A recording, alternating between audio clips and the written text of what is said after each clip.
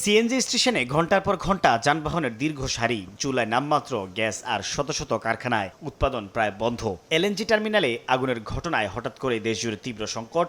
ভাসমান টার্মিনালের যান্ত্রিক ত্রুটির কারণে জাতীয় গ্রিডে দৈনিক ঘাটতি নেমেছে 52 কোটি ঘনফুটে। ফলে এমনিতেই খুঁড়িয়ে চলা শিল্প খাত এখন চরম বিপর্যয়ে।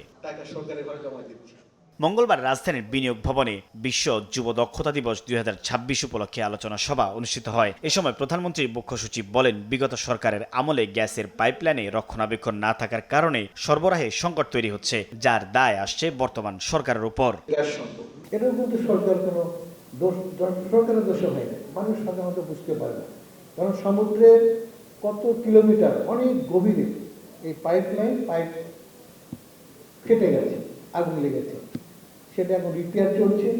বিগত সরকার আমলে নানা কারণে এগুলো ঠিক মতো মেনটেন করা হয়নি বলে আজকে একটা একটা করে এটা মনে হয় সাবরেজও হতে পারে। AKS অর্জন করলো গিনেস ওয়ার্ল্ড রেকর্ডস। AKS। প্রধানমন্ত্রীর অর্থ ও পরিকল্পনা উপদেষ্টা বলেন, বিদ্যুৎ জ্বালানি সহ সব জায়গায় লুটপাট করে দেশকে একটি শিরদাঁড়াহীন জাতিতে পরিণত করে পালিয়েছে আওয়ামী লীগ সরকার। বিদ্যুৎ এবং জ্বালানি, গ্যাস সব জায়গায় আমাদেরকে একেবারে মেরে চুষে লুটপাট করে একটা শিরদাঁড়াহীন জাতিতে পরিণত করে পালিয়েছে। জ্বালানি যদি নিরাপত্তা না ঘটে তাহলে তো বিনিয়োগ হবে। গ্যাসের ক্ষেত্রে আপনারা দেখেছেন কোনো অনুসন্ধান করা হয়নি, কোনো উত্তোলনের ব্যবস্থা করা হয়নি, বিদেশ নির্ভর করা হয়েছে, আবার এলএনজি স্টেশন করা হয়নি।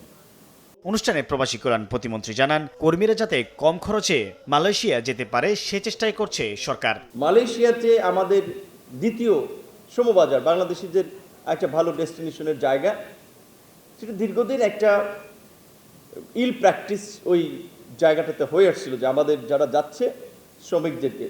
প্রধানমন্ত্রী পরিষ্কারভাবে বলেছেন যে আমরা বিগত সরকার যে কাজগুলো করেছে তার কারণে তার দেশের সমালোচিত হয়েছে, আমরা সেটা করতে চাই না। আমরা এখানটা ট্রান্সপারেন্সি আনতে চাই এবং আমাদের দেশের নাগরিকদের মর্যাদা অধিকার যেন সুরক্ষিত থাকে এবং তারা যেন কম খরচে আসতে পারে। খরচ যেটা ইন্টারন্যাশনাল স্ট্যান্ডার্ড প্র্যাকটিস অনেক ক্ষেত্রে নিয়োগকর্তাই বহন করে থাকে, সেই রকমের একটা কম খরচের মধ্যে দিয়ে যেন আমরা যেতে পারি, এই জন্য 2-4 দিন সময় লাগছে। এর আগে সকালে বিশ্ব যুব দক্ষতা দিবস 2026 উপলক্ষে র্যালির আয়োজন করে জাতীয় দক্ষতা উন্নয়ন কর্তৃপক্ষ। সাইফুল ইসলাম, সময় সংবাদ, ঢাকা।